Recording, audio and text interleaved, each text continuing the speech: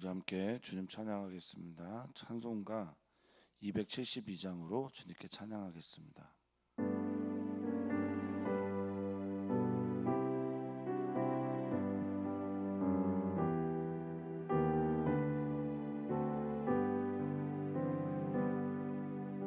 고통의 멍에 벗으려고 예수께로 나갑니다. 자유와 기쁨 베푸시는 주께로 갑니다. 병든 내 몸이 튼튼하고 빈궁한 삶이 부해지며 죄악을 벗어버리려고 주께로 갑니다. 낭패와 실망 당한 뒤에 예수께로 나갑니다. 십자가 은혜 받으려고 주께로 갑니다. 슬프던 마음 위로받고 이 생의 풍파 잔잔하며 영광의 찬송 부르며 주께로 갑니다. 교만한 마음을 내버리고 예수께로 나갑니다. 복되신 말씀 따르려고 주께로 갑니다. 실망한 힘으로 힘을 얻고 예수의 크신 사랑받아 하늘의 기쁨 맛보려고 주께로 갑니다. 죽음의 길을 벗어나서 예수께로 나갑니다. 영원한 집을 바라고 주께로 갑니다. 멸망의 폭우 헤어나와 평화의 나라 다다라서 영광의 주를 배우러 주께로 갑니다. 아멘. 하나님, 우리에게 하나님 외에 누가 소망이 되겠습니까? 오직 하나님만 바라며 오늘의 예배가 하나님만 구하는 예배가 되게 하여 주시옵소서. 어떤 철학자는 죽음에 이르는 병이 절망이라고 하였습니다. 주님, 우리가 소망을 갖고 절망하지 않는 것은 주님이 우리와 함께 하시기 때문입니다. 주님, 오늘도 말씀으로 주님 안에 거하게 하여 주시고 주님의 말씀을 들을 때 깊은 깨달음의 시간을 주여 경험케 하여 주시옵소서. 감사하며 예수님의 이름으로 기도하옵나이다. 아멘. 하나님 말씀 함께 봅니다. 하나님 말씀 열왕기하 6장 24절에서 7장 2절까지 말씀입니다. 열왕기하 6장 24절에서 7장 2절까지 말씀입니다. 한 목소리로 읽겠습니다. 이후에 아람 왕 베나닷이 그의 온 군대를 모아 올라와서 사마리아를 에워싸니 아람 사람이 사마리아를 에워싸므로 성중이 크게 줄여서 나귀 머리 하나에 은 80세겔이요 비둘기 똥 4분의 1 갑에 은 5세겔이라 하니 이스라엘 왕이 성 위로 지나갈 때에 한 여인이 외쳐 이르되 나의 주 왕이여 도우소서. 왕이 이르되 여호와께서 너를 돕지 아니하시면 내가 무엇으로 너를 도우랴. 타작마당으로 말미암아 하겠느냐 포도주 틀로 말미암아 하겠느냐 하니라. 또 이르되 무슨 일이냐 하니 여인이 대답하되 이 여인이 내게 이르기를 내 아들을 내놓아라. 우리가 오늘 먹고 내일은 내 아들을 먹자 하매 우리가 드디어 내 아들을 삶아 먹었더니 이튿날에 내가 그 여인에게 이르되 내 아들을 내놓아라. 우리가 먹으리라 하나 그가 그의 아들을 숨겼나이다 하는지라. 왕이 그 여인의 말을 듣고 자기 옷을 찢으니라. 그가 성위로 지나갈 때에 백성이 본즉 그의 속살에 굵은 배를 입었더라. 왕이 이르되 사밧의 아들 엘리사의 머리가 오늘 그 몸에 붙어 있으면 하나님이 내게 벌 위에 벌을 내리실지로다 하니라. 그때 엘리사가 그의 집에 앉아 있고 장로들이 그와 함께 앉아 있는데 왕이 자기 처소에서 사람을 보냈더니 그 사자가 이르기 전에 엘리사가 장로들에게 이르되 너희는 이 살인한 자의 아들이 내 머리를 베려고 사람을 보내는 것을 보느냐. 너희는 보다가 사자가 오거든 문을 닫고 문 안에 들이지 말라.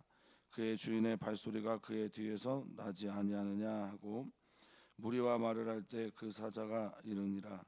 왕이 이르되 이 재앙이 여호와께로부터 나왔으니 어찌 더 여호와를 기다리리요. 엘리사가 이르되 여호와의 말씀을 들을지어다. 여호와께서 이르시되 내일 이맘때에 사마리아 성문에서 고운 밀가루 한 쌀을 한 세겔로 매매하고 보리 두 수알을 한 세겔로 매매하리라 하셨느니라. 그때 왕이 그의 손에 의지하는 자 곧 한 장관이 하나님의 사람에게 대답하여 이르되 여호와께서 하늘에 창을 내신들 어찌 이런 일이 있으리요 하더라. 엘리사가 이르되 내가 내 눈으로 보리라. 그러나 그것을 먹지는 못하리라 하니라. 아멘. 아멘.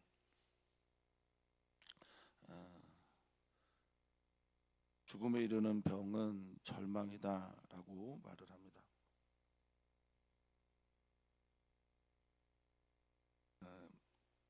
망이 끊어진 삶, 바람이 끊어진 삶, 더 기댈 데가 없는 삶, 그런 삶을 살아갈 때가 종종 있죠. 그럴 때 우리가 우리 안에 계시며 우리를 떠나지 아니하시고 우리가 어떤 바닥과 어떤 절망에 있을 때라도 우리와 함께 하시는 하나님을 바라보기를 소망합니다. 참 바라보았으면 좋겠는데 그렇게 되지 않는 것이 또 우리들의 삶인지도 모르겠습니다. 하나님은 우리를 기다리고 계시고 예수님은 지금도 우리의 문 밖에 서서 우리를 향하여 문을 두드리시며 우리가 마음의 문을 열고 주님을 맞이하기를 원하고 계십니다. 장혜진 목사님이 이제 편집을 하시긴 하셨는데 장하 목사님의 아들이신 지방의 목사님인데 기도라는 하나님께서 일하시는 강력한 힘 도구 기도라는 제목의 책을 편집을 하셨어요. 그래서 그 책을 읽는데 그런 말씀이 있었습니다. 하나님께 나아가는 기도할 때 가장 우리에게 필요한 것 중에 하나가 뭐냐면 자신의 무기력을 인정하고 나아가는 거라고 합니다. 내가 무력하구나, 무능력해서 무기력하구나 등등 자신의 무기력을 인정하고 하나님께 나아갈 때 그때가 하나님의 일하심의 시작이고 그 무기력을 통해서 우리 주님은 겸손하게 자신을 맞이하는 주님을 맞이하는 우리들에게 찾아오셔서 일하기 시작한다라고 말씀하십니다. 따라서 우리 안에 있는 무기력이나 절망이나 또 우리 안에 있는 수많은 괴로움들이 주님을 향한 걸림돌이 아니라 주님께 나아가는 디딤돌이 되기를 간절히 소망하고 축복합니다. 오늘의 이야기는 이후에 이렇게 시작을 하잖아요. 어제 23절에 아람 군대가 더 이상 다시는 이스라엘 땅에 들어오지 않았다라는 말로 끝났는데 바로 전쟁의 이야기가 있습니다. 그래서 많은 성경학자들은 이 연대기에 의한 기록이 아니라 상황과 사건을 맞추기 위한 그런 성경의 기록, 그것이 아닌가 싶다라는 얘기를 했습니다. 어쨌든 아람 왕 베나닷이 아마도 3세일 건데, 베나닷 2세 아니면 3세인데 성경은 그것을 정확하게 말하지 않으니까 그의 온 군대를 모아 올라와서 사마리아를 에워쌌다라고 말합니다. 평소에 이제 에워싸다라고 하면 이게 둘러서 서 있는 정도의 에워싸다라고 하는 사비브라는 단어를 썼는데, 여기서는 추르라는 히브리어를 썼습니다. 이 에워싸움이 추르라고 하는 건 함께 묶다 이런 말이고, 포위함으로 압박하다라는 뜻입니다. 그래서 누군가를 재촉하거나 또는 무언가를 나누고 준비가 되어 있을 때 이 추르라는 단어를 씁니다. 그러니까 지금 에워싸움의 강도가 다른 거죠. 어제 우리가 읽었던 도단이라는 성읍을 에워쌌을 때와는 다른 단어를 쓴 거라는 말씀을 드리는 겁니다. 그러니까 더 강력하고 힘이 있는, 그래서 그의 온 군대를 모아서 사마리아를 쥐새끼 한 마리 지나가지 못할 정도로 묶어놨다, 이런 뜻입니다. 자, 그래서 일어난 일이 뭐냐면 봉사작전을 썼기 때문에 일어난 일은, 물자가 오고 가지 않으니까, 사마리아는 이제 산 중에 있는데 물자가 오고 가지 않으니까 물가는 치솟을 수밖에 없고요. 그 안에 있는 살아가는 사람들은 굶주릴 수밖에 없습니다. 그래서 일어난 일이 지금 25절에 보니까 성중이 크게 줄여서 배가 고픈데, 배가 고프면 먹을 것이 있으면 되는데 먹을 것 자체를 서민들이 구입할 수 없을 정도입니다. 자, 여기 성경에 예를 이렇게 들었어요. 나귀 머리 하나에 은 80세겔. 근데 1세겔이 한 노동자의 4일치예요. 그러니까 4일치 품삯이니까 은 80세겔은 거기에 4를 곱하면 320일 정도의 노동을 한 그 결과로 얻을 수 있는 게 나귀의 머리 하나라는 거죠. 그러니까 먹을 수가 없는 거죠. 320일을 벌어서 나귀 머리 하나라고 하니까, 이 나귀는 더군다나 부정한 음식에 들어갑니다. 부정한 동물에. 그러니까 먹을 수가 없는 것임에도 불구하고 어때요? 은 80세겔이나 되고, 비둘기똥, 이게 이제 뭐 비둘기똥을 먹을 수 있는지 어떤지 모르겠는데 어쨌든 벼는 모든 것들이 다 부정한 거죠. 그럼에도 불구하고 이 비둘기똥이라고 하는 것을 뭐 성경학자들은 어떤 식물을 닮은 비둘기똥 모양의 식물이다, 이렇게 얘기를 하기도 합니다만, 어쨌든 이 비둘기똥이라고 가정했을 때 이게 4분의 1 갑이라고 하는데요.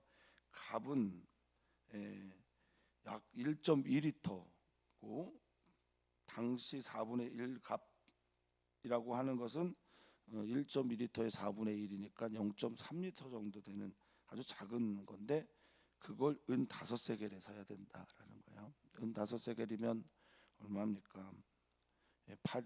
4를 또 곱해서 20일치 노동을 해서 0.3리터 정도도 되지 않는 그 또 비둘기 똥을 얻게 된다는 거죠. 그 사람들이 다 굶어 죽을 지경에 이르게 된 겁니다. 그래서 오늘 같은 비극의 일들이 일어나게 된 거죠. 자, 26절에 보니 이스라엘 왕 성 위로 지나간다라고 할 때 이 성이 홈마라는 히브리어를 썼습니다. 이 홈마라는 히브리어는 성이라기보다 이제 성벽을 말하고, 당시의 성벽은 이중벽으로 되어 있어서 앞과 뒤가 성벽이 있다고 하면 그 통로에서 적들을 지키거나 또는 파수꾼들이 깨어서 파수를 하는 곳이 이제 성벽이었습니다. 거기를 지나가는데 한 여인이 왕에게 말합니다. 나를 도와주소서, 도와주소서, 이렇게 외치죠. 근데 이 돕다라는 단어가 그냥 돕다라는 단어가 아니고요, 야샤라는 히브리어를 썼으니, 여기 돕다라는 야샤라는 말은 구원하다, 나를 건져 주십시오, 살려 주십시오, 이런 의미예요. 그러니까 넓다, 풍부하게 하다라는 뜻도 여기에 있고 돕다라는 뜻도 야샤에 쓰이기도 하지만, 야시아라는 말이 쓰여질 때 보통의 뜻은 구원하다. 여기서 예수와 예수님이 나오는 거죠. 야시아는 구원하다, 살려주십시오, 해봉시켜 주십시오, 이런 뜻입니다. 나 좀 살려주세요, 우리 살려주세요, 이렇게 얘기하는 겁니다. 얼마나 안타깝습니까? 근데 왕이 이렇게 말합니다. 여호와께서 너를 돕지 않으면 내가 무엇으로 너를 돕겠냐. 하나님이 너 구원하지 않으면 내가 무슨 수로 너를 구원하겠냐, 이런 말이죠. 왕이 무기력해졌습니다. 무력해졌습니다. 제가 서두에 말씀드렸습니다. 무기력이 하나님께 나아가는 기도의 이유가 된다. 또 무기력할 때 우리는 하나님께 기도하고 하나님은 그때 더 우리 안에서 강력하게 역사하신다. 하나님 찾아야 되는데 변명을 늘어놓습니다. 근데 저도 그렇거든요. 저도 그럴 때가 많습니다. 절망하고 힘들면 누군가를 탓하고 싶고 하나님 얘기는 할 수 있으나 하나님께 직접 나아가서 간구하는 건 잘 하지 못하는 것 같습니다. 그러면서 말합니다. 내가 어떻게 돕겠냐, 타작마당으로 돕겠냐, 포도주 틀로 돕겠냐, 이렇게 얘기합니다. 둘 다 의미가 있어요. 둘 다 풍요로울 때는, 타작마당이나 포도주 틀이 풍요로울 때는 나의 풍성한 풍년의 복을 의미합니다. 타작마당에서는 당연히 타작을 해야죠. 내가 거둔 곡식을 타작을 해야 되고, 포도주 틀에서는 당연히 포도를 잘 짜서 포도즙을 만들어야 되지 않겠습니까? 그런데 이것이 심판의 도구로도 쓰입니다. 그 타작의 대상이 내가 될 때가 있고 우리 나라가 될 때가 있습니다. 포도주 틀에서 짜내면서 거기에 있는 모든 것들을 짜서 포도주 즙으로 만들게 될 정도의 어떤 심판도 의미하기도 합니다. 그러니까 여기 구원, 하나님이 나를 구원하시고 우리를 구원하셔야만 우리가 구원을 받을 수 있는데, 실은 우리의 형국이 타작마당에 타작되고 있는 그런 곡식들처럼 심판받고 있고, 포도주 틀에서 완전히 짜내고 있는 포도처럼 우리도 그렇게 심판을 당하고 있는 게 우리 모습이다라는 게 왕의 이야기입니다. 왕이 이어서 묻습니다. 무슨 일 때문에 나를 그렇게 애타게 찾은 거냐라고 하자 이 여인이 정말 충격적이고 안타까운 이야기를 합니다. 두 여인이 싸우고 있었던 것 같습니다. 상황적으로 보니까. 내게 이르기를 내 아들을 내놔라, 너의 아들을 내게 줘라. 우리가 오늘 이 아이를 먹고 내일은 내 아들 먹자. 너무나 슬프고 충격적인 일이죠. 정말 인간이 극에 달했을 때 인육을 먹는다고 하지 않습니까? 사람이 사람을 먹는, 살인을 해서 그것도 부정한 방법으로 먹게 되는, 맏아들을 하나님 신에게 드렸던, 몰렉에게 드렸던 그런 일들을 스스로 하는 것, 생존 때문에 어쩔 수 없는 그런 일들을 지금 얘기하고 있는 겁니다.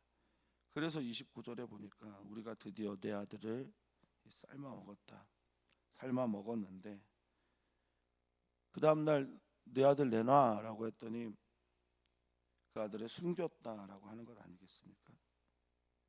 얼마나 마음이 아픈 일입니까?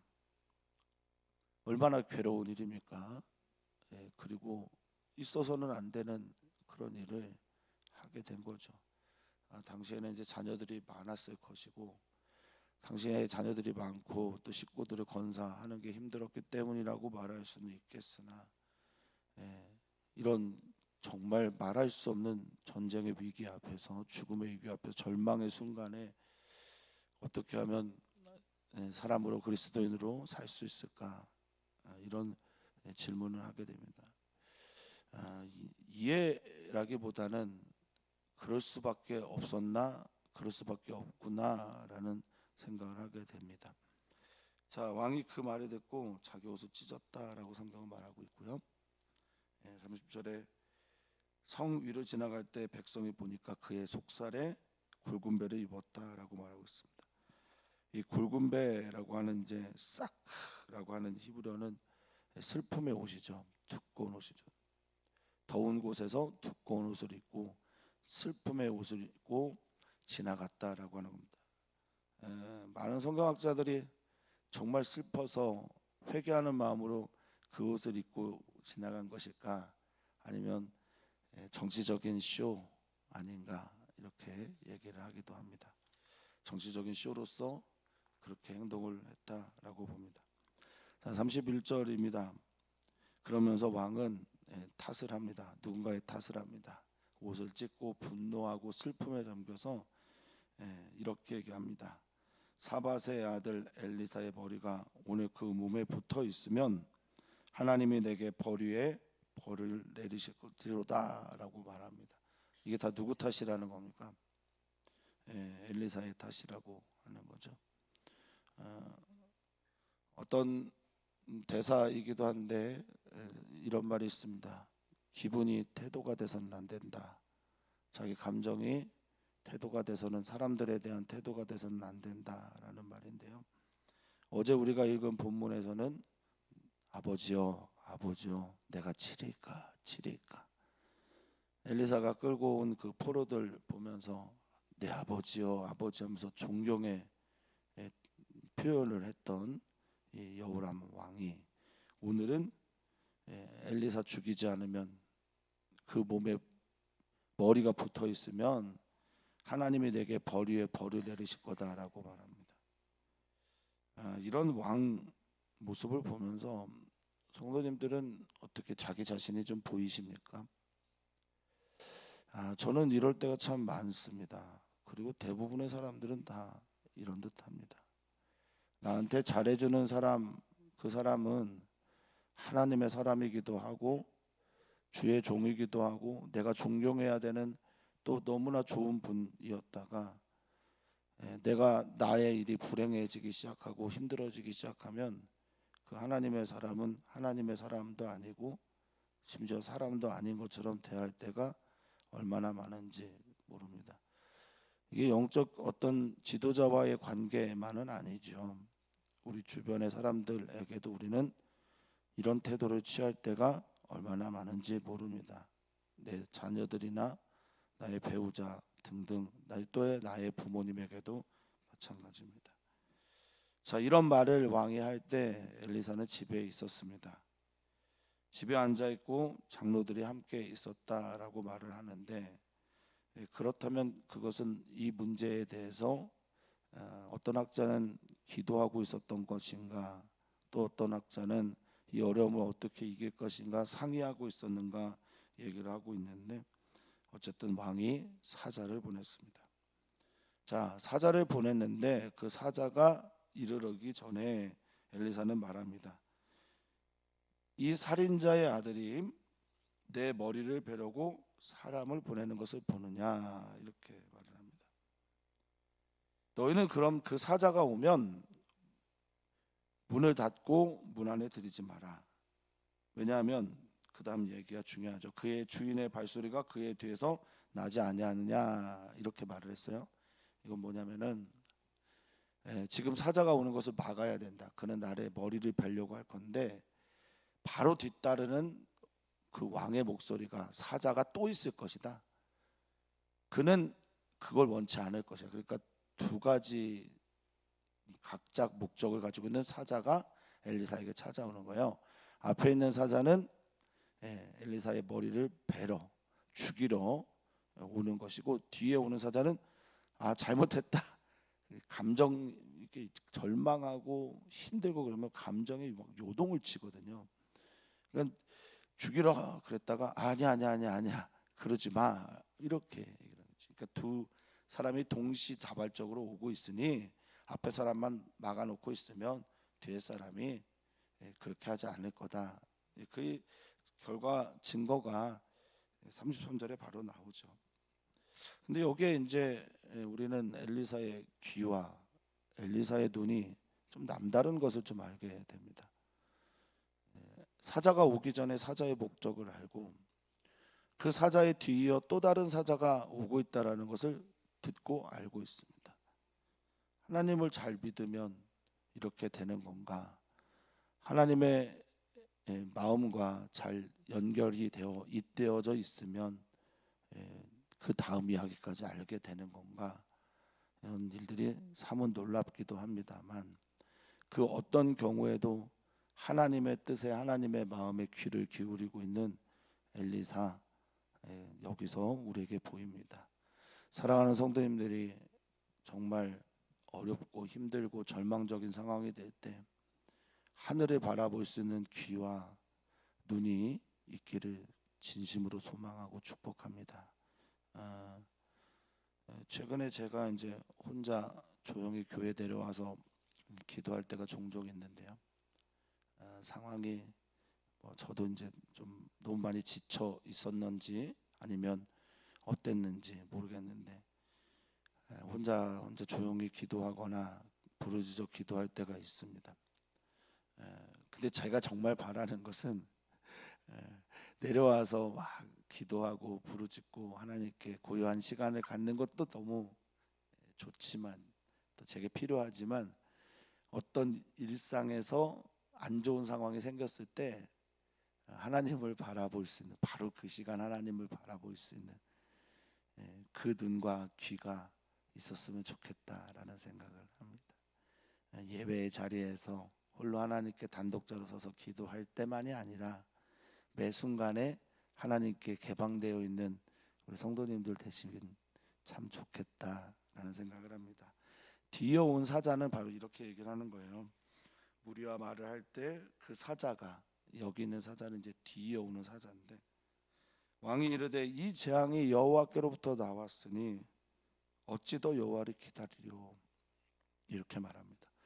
그 이제 이 말에서 왜 엘리사를 죽여야 되겠다고 말했는지 이유가 나오는 거죠. 이게 아마 엘리사가 기다리자고 했던 것 같습니다. 문을 걸어 잠그고 끝까지 저항하자 했던 얘기도 엘리사가 했던 것 같습니다. 하나님의 방식으로 하나님의 때를 기다리자라고 했던 게 엘리사였으니까 엘리사한테 이 원망의 화살을 다 쏘아다 봤던 거죠. 엘리사에게 나와서 말한 겁니다. 이게 여호와로부터 온 게 아니냐. 여기 여호와로부터 말미암아라는 말, 로부터라는 단어가 에트라는 히브리어인데요, 뭐뭐 함께라는 단어입니다. 가까이. 그런데 지금 이거 여호와와 함께 일어난 일이니 여호와 하나님께서 이렇게 우리를 저주하고 심판하셨는데 우리가 왜 여호와를 더 믿어야 되고 소망하고 기다려야 되냐라고 말을 하는 겁니다. 여기 기다리다라고 하는 야할이라는 히브리어가 그래서 그런 뜻을 가지고 있습니다. 기다리다, 지연하다, 뭐 남다, 지체하다, 이런 뜻도 있지만 이 야할이라는 히브리어에는 소망하다, 바라다, 이런 뜻을 가지고 있죠. 사랑하는 성도님들, 어떻습니까? 어떤 마음으로 오늘 이 왕의 이야기가 읽혀지십니까? 왕의 말이 어떻게 들려주십니까? 우리가 늘 이렇죠. 나에게 잘 되면, 나한테 풍성한 일이 생기면 오 하나님 그랬다가 내게 안 좋은 일이 생기고 내가 무너져 내리고 내 삶의 근간들이 속절없이 그냥 무너져 내리는 것처럼 볼 때는 다 절망하고 이런 태도를, 이런 말을 하지 않습니까? 사랑하는 성도님들, 하나님의 사람이 되시기를 오늘도 구합니다. 축복합니다. 그렇게 응원합니다. 다르죠? 다른 이야기를 들었기 때문에, 다른 분을 보고 있기 때문에 엘리사는 다릅니다. 1절을 보겠습니다. 엘리사가 이르되 여호와의 말씀을 들을지어다 라고 선언합니다. 자, 회복될 것을 얘기합니다. 여호와께서 이르시되 내일 이맘때, 여기가 핵심이죠. 여호와께서 이르신 말을 듣고 있기 때문에, 믿고 있기 때문에 그것을 선포하는 겁니다. 하나님과 소통되어 있기 때문에, 하나님과의 관계가 늘 좋기 때문에, 상황이 어떻게 되든지 하나님과의 관계는 늘 좋기 때문에 소망을 이야기할 수 있는 게 바로 엘리사입니다. 그 이름의 뜻처럼 나의 하나님은 구원이시다라고 하는 구원을 선포하게 되는 거죠. 내일 이맘때 사마리아 성문에서 고운 밀가루라고 하는 썰레트라는 히브리어는요, 아주 좋은 음식을 말합니다. 그러니까 아주 좋은 음식, 이것이 매우 좋은 밀가루가 한 스아는 얼마냐? 7.3리터예요. 7.3리터. 한 스아를 한 세겔로 매매한다.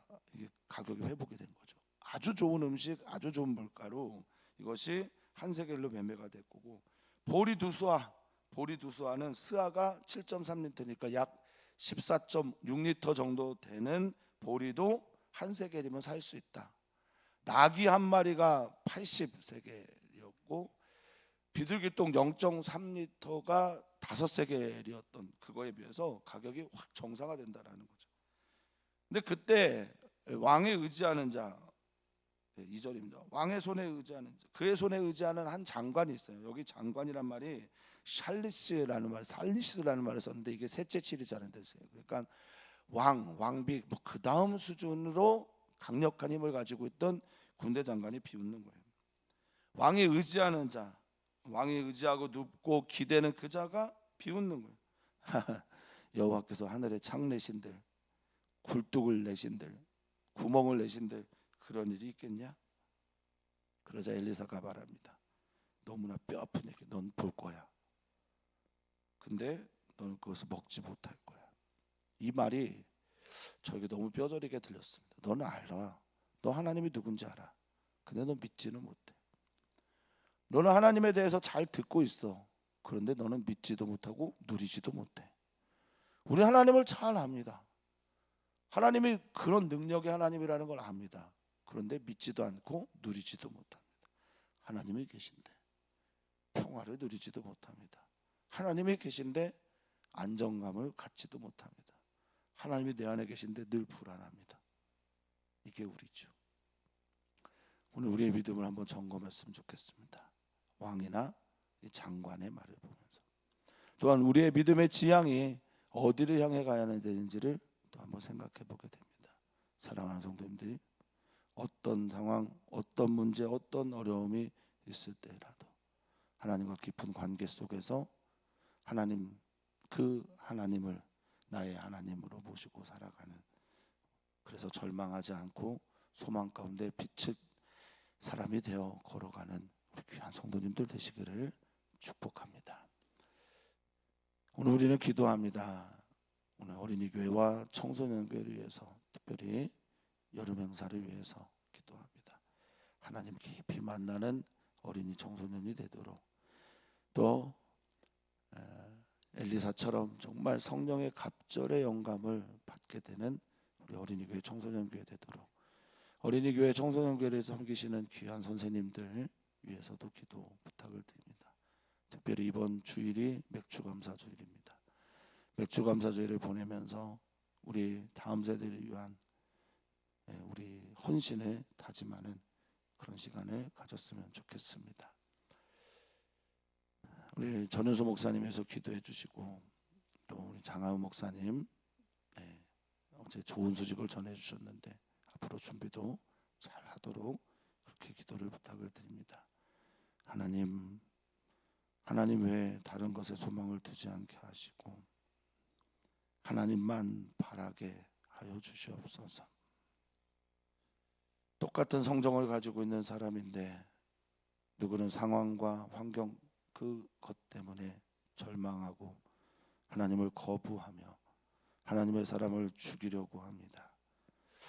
똑같은 성정을 가지고 있는 사람인데 어떤 이는 상황과 환경과 상관없이 하나님을 나의 하나님으로 고백하며 믿으며 살아갑니다.